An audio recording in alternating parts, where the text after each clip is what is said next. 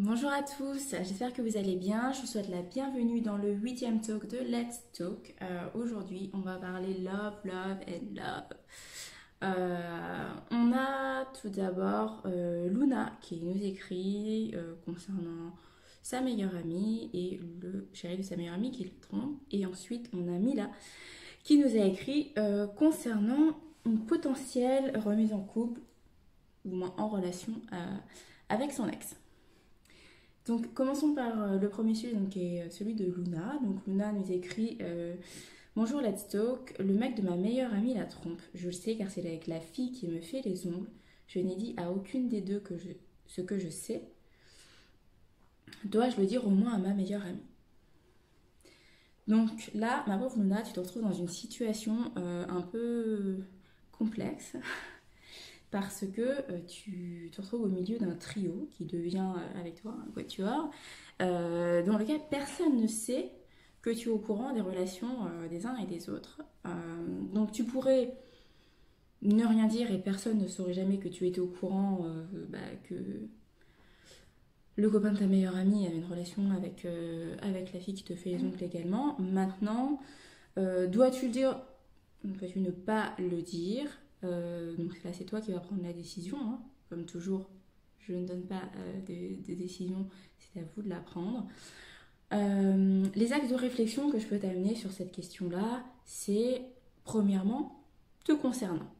Alors, ça peut paraître surprenant, mais certes, ça concerne ta meilleure amie, mais tout d'abord, ça te concerne toi. Est-ce que toi, tu te vois aujourd'hui capable de vivre en sachant que le chéri de ta meilleure amie la trompe, et tu le sais, puisque ça a été confirmé, j'espère, hein, que tu es vraiment sûre de ce cas-là, mais tu as l'air sûre, ça a été confirmé par la fille qui te fait les ongles, donc ils ont une relation ensemble. Est-ce que toi, tu arriveras à voir ta meilleure amie tout en sachant que tu sais ça sur elle, donc la voir avec lui, et en sachant que ce qu'ils sont en train de vivre, finalement, il y a un mensonge derrière. Donc, si toi, tu ne te sens pas capable de vivre avec ça, forcément, dis-lui. Parce que tu vas pas rester avec ce secret, ça peut même vous éloigner, tu vas avoir ce secret-là que tu vas pas pouvoir lui dire, donc tu vas essayer de l'éviter pour pas avoir à lui mentir. Elle va voir que toi tu es lui, donc elle va avoir ça à se porter en plus, sa meilleure amie qui la lâche, elle va pas comprendre. Donc au bout d'un moment, elle peut te demander des explications. Si tu n'arrives pas à vivre pleinement avec ça, un jour elle va te dire mais qu'est-ce qui se passe? Tu m'évites? Pourquoi tu me parles plus trop? Elle va chercher à comprendre. Maintenant, si tu arrives pleinement à vivre avec ça et que tu ne te sens pas de lui dire, c'est ton choix. Tu peux estimer, comme certaines personnes, que ce n'est pas à toi de lui avouer ce genre de choses. Et après, c'est un choix tout à fait respectable, comme n'importe quel choix. Mais il faut te demander déjà, toi, est-ce que tu arriveras à vivre avec ça ou pas? Si tu décides de ne pas lui dire parce que tu arrives à vivre avec ça et tu estimes que ce n'est pas à toi de lui dire ce genre de choses, ok.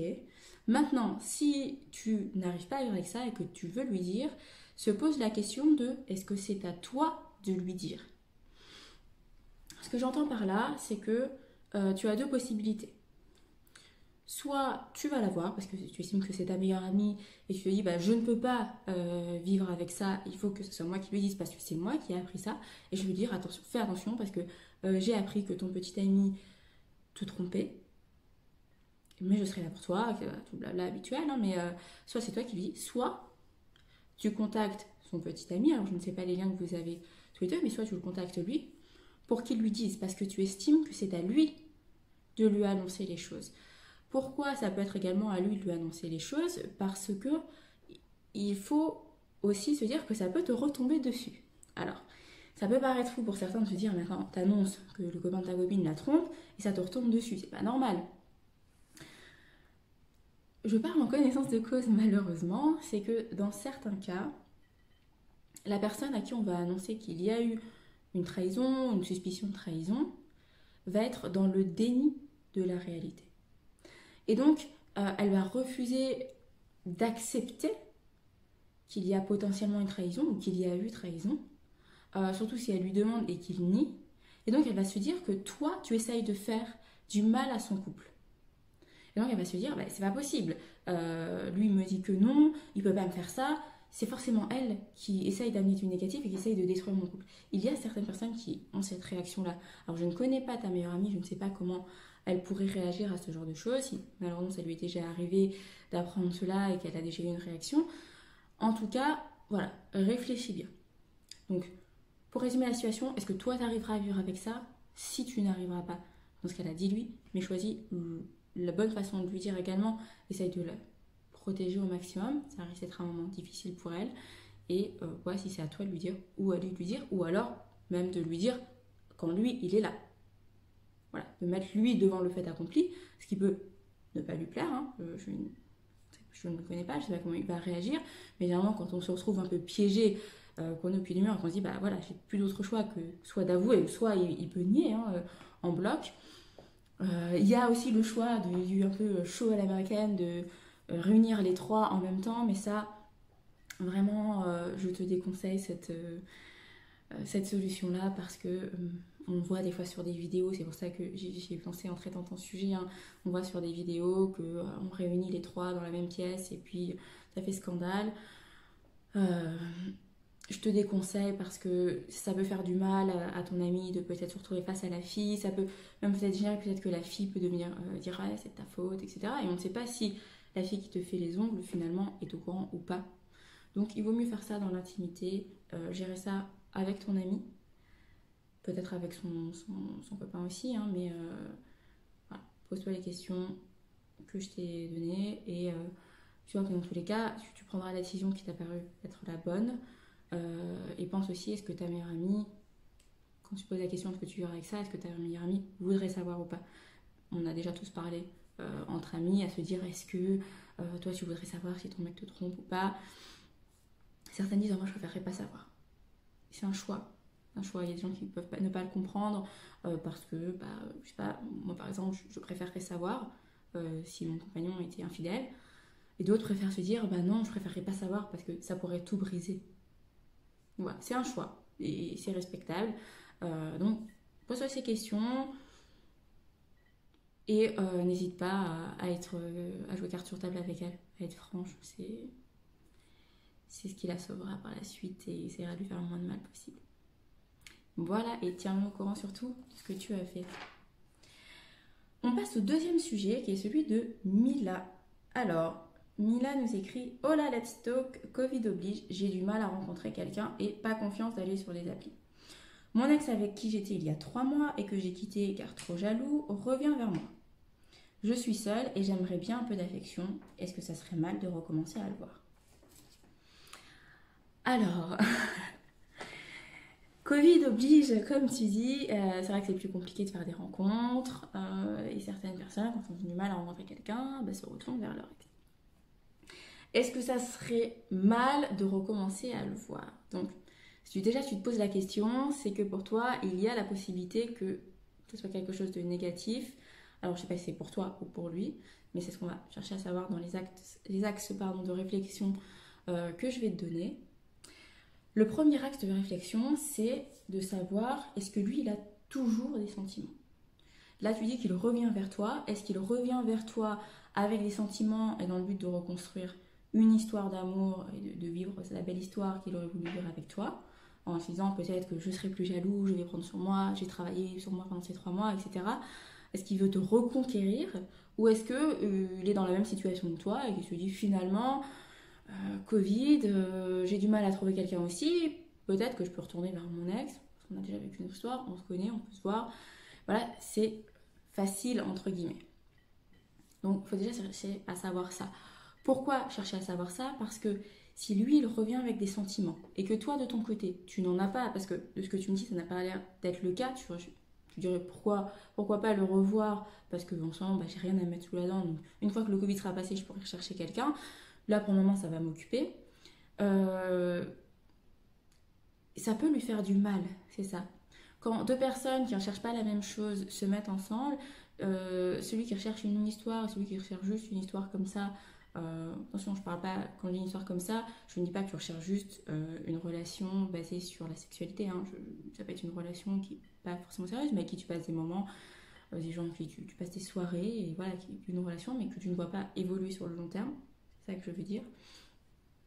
Donc quand deux personnes ne recherchent pas la même chose, la personne qui attend le plus est souvent déçue parce qu'elle a l'espoir que la personne qui attend moins change son état d'esprit.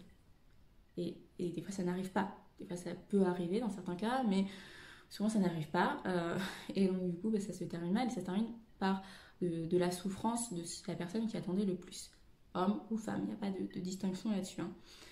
Donc là, si lui, il a des sentiments et que toi, tu sais que tu ne vas pas pouvoir lui apporter ce que lui attend, ça ne sert à rien d'y aller. Ça rejoint le deuxième point, deuxième axe de réflexion que je te propose, c'est est-ce que toi, ce que tu veux, c'est juste passer des bons moments avec lui si jamais tu retournes vers lui, ou si c'est vraiment pour reconstruire quelque chose. Pourquoi pas reconstruire quelque chose avec lui, pourquoi pas réessayer. Si toi, ça rejoint le premier point, hein, mais si toi, tu n'as plus du tout de sentiments, tu ne te vois pas refaire quelque chose avec lui et que tu veux juste t'amuser, lui va attendre beaucoup plus. Et tu le sais, et au final, tu lui mentiras, il n'y aura pas cette sincérité, pardon. Une relation, que ça soit une relation pour laquelle on essaye de construire, dans laquelle on essaye de construire une relation sur le long terme, ou une relation de passage, et pour laquelle les deux sont d'accord, ce sera une relation de passage, hein, il faut que ça soit basé sur la sincérité. Être honnête dans un couple et dire à l'autre, je ne veux pas une longue relation avec toi, je cherche juste une relation pour passer de bons moments, parce que je ne cherche pas à créer quelque chose, c'est tout à fait entendable et il faut que les deux soient d'accord. Donc, si toi, ce n'est pas ce que tu recherches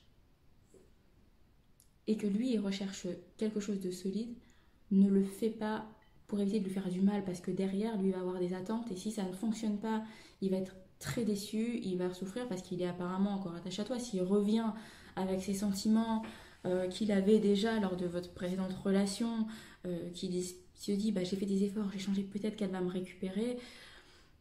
Voilà, il risque derrière d'en souffrir. Faut pas oublier que même si c'est un homme, les hommes peuvent souffrir autant que les femmes. On a tendance à se dire les hommes souffriront moins. Non, un homme, ça peut être autant brisé par une relation qu'une femme. Donc je pense qu'on se poserait davantage la question, soit pour une femme, est-ce que, attention, je vais peut-être lui faire du mal, ou pas jouer avec ses sentiments. On ne joue pas non plus avec les sentiments des hommes, on ne joue pas avec les sentiments des gens tout court. Ça, c'est vraiment un point très important, être honnête et ne pas jouer avec la personne. Le dernier point que j'ai envie de te dire, c'est est-ce que tu te verrais retourner vers lui par dépit ou vraiment parce que tu as envie de repasser des moments avec cette personne. Alors, si lui, il est OK pour une relation comme toi tu cherches, super, mais est-ce que c'est par dépit? Si c'est par dépit, c'est pareil, tu vas pas vivre le truc correctement. Réfléchis bien, parce qu'on ne sent pas avec quelqu'un parce qu'on n'a pas le choix. Parce que lui va en pâtir si lui il revient. Parce que lui il revient par choix. Lui il te choisit particulièrement et toi apparemment tu serais tard d'aller le récupérer parce qu'il n'y a rien d'autre. Mais si un jour il y a quelque chose d'autre qui arrive, quelque chose d'autre, pas comme si c'était de la marchandise, mais voilà, là il n'y a rien d'autre et si quelqu'un d'autre arrive dans ta vie et commence à vouloir te séduire, lui tu vas un peu l'expédier. C'est pour ça qu'il faut bien voir les deux premiers axes de réflexion que je t'ai proposés, de se dire, voilà, dis-lui clairement qu'est-ce que tu cherches, qu'est-ce que tu attends de moi. Moi, écoute, j'ai pas envie de me remettre en relation avec toi, j'ai envie de passer du bon temps avec quelqu'un, voilà, c'est juste passager, c'est juste parce que je me sens seule, on peut se voir, on peut passer les soirs ensemble, on peut dîner, on peut, voilà, ce que tu veux, il n'y a pas de resto, mais voilà, on peut se voir, mais ça sera tout. Et vois ce qu'il te dit. Tu pourras pas